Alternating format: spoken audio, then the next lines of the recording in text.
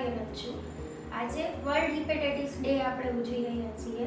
તો આજના દિવસે થોડી હિપેટાઇટિસ વિશે અમુક માહિતી આપીશ. હિપેટાઇટિસ એટલે લીવર પર સોજો આવવો. હવે કોઈ પણ વસ્તુ પર સોજો આવવો એ બે કારણથી થઈ શકે છે: ઇન્ફેક્શન અથવા કઈ વસ્તુથી ઇન્જરી થાય. હિપેટાઇટિસમાં ઘણા કારણો છે. મોસ્ટ કોમન કારણમાં વાયરલ હિપેટાઇટિસ છે, જે વાયરસથી થાય છે, અને બીજા કારણોમાં અમુક દવાઓ છે એના જે પેઇન કિલર વધારે લેવામાં આવતી હોય, સપોઝ પેરાસિટામોલ છે એ જરૂર કરતાં વધારે ડોઝ રોજ લેવામાં આવે તો એનાથી પણ લાંબા ગાળે લીવરને ઇન્જરી થઈ શકે છે. એટલે કોઈ પણ દવા ડૉક્ટરના પ્રિસ્ક્રિપ્શન વિના લેવી નહીં. આલ્કોહોલ છે, સ્મોકિંગ છે, એ બધાથી બી લીવરને ઇન્જરી થાય છે. હવે થોડી વાયરલ હિપેટાઇટિસ વિશે માહિતી લઈએ. વાયરલ હિપેટાઇટિસ ટોટલ 4 ટાઈપના હોય છે: હિપેટાઇટિસ A, B, C અને E. હવે લક્ષણો શું હોય છે વાયરલ હિપેટાઇટિસના?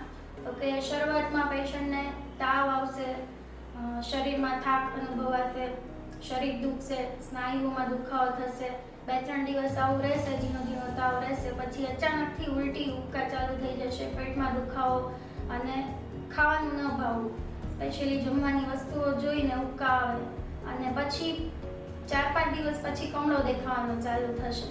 આ બધામાં મોસ્ટ કોમન હિપેટાઇટિસ હોય તો એ હિપેટાઇટિસ A અને E છે.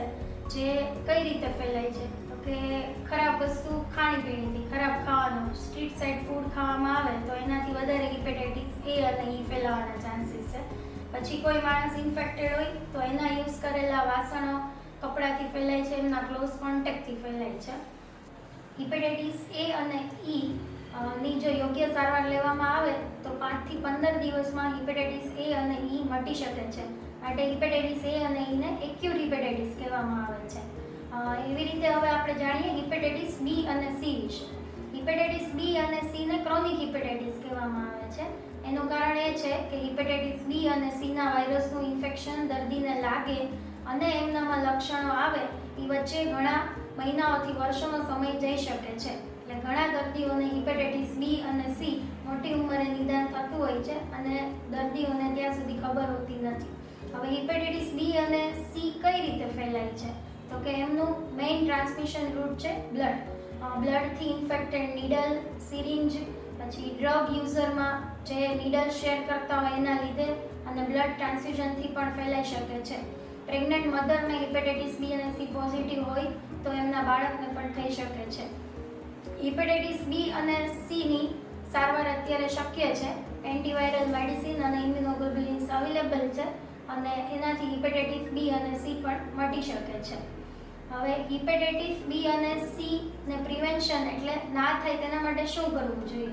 તો કે ડ્રગ્સ યુઝ ના કરવી જોઈએ. નીડલ, સિરિંજ આ બધી એકવાર યુઝ થયા પછી એમનો યોગ્ય નિકાલ કરી દેવો જોઈએ. ડિસ્પોઝેબલ નીડલ, સિરિંજ યુઝ કરવાનો આગ્રહ રાખવો જોઈએ. અને બ્લડ ટ્રાન્સફ્યુઝનથી હિપેટાઇટિસ B અને C નો ફેલાવો છેલ્લા 20 વર્ષથી ઘણો ઘટી ગયો છે. એમનું કારણ બ્લડ ટ્રાન્સફ્યુઝન કરતાં પહેલાં બધા જ બ્લડનું હિપેટાઇટિસ B અને C નું ટેસ્ટિંગ કરવામાં આવે છે.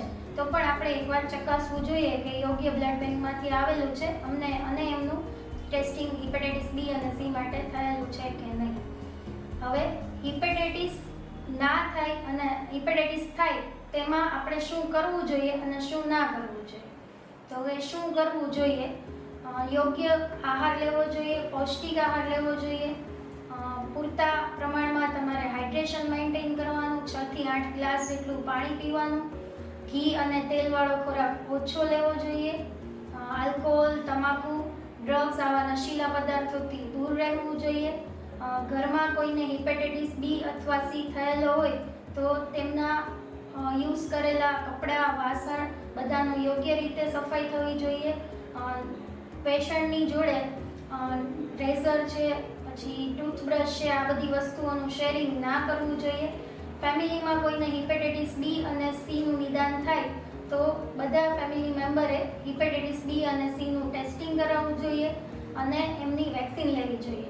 હિપેટાઇટિસ B ની વેક્સિન ઇન્ડિયામાં અવેલેબલ છે, 3 ડોઝ છે, તે લઈ લેવી જોઈએ.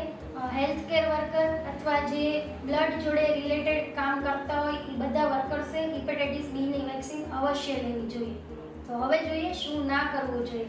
હિપેટાઇટિસના દર્દીની પર્સનલ આઇટમ જેમ કે કપડાં, વાસણ, એમનો જોડે ફૂડ ને એ વસ્તુ શેર ના કરવું જોઈએ.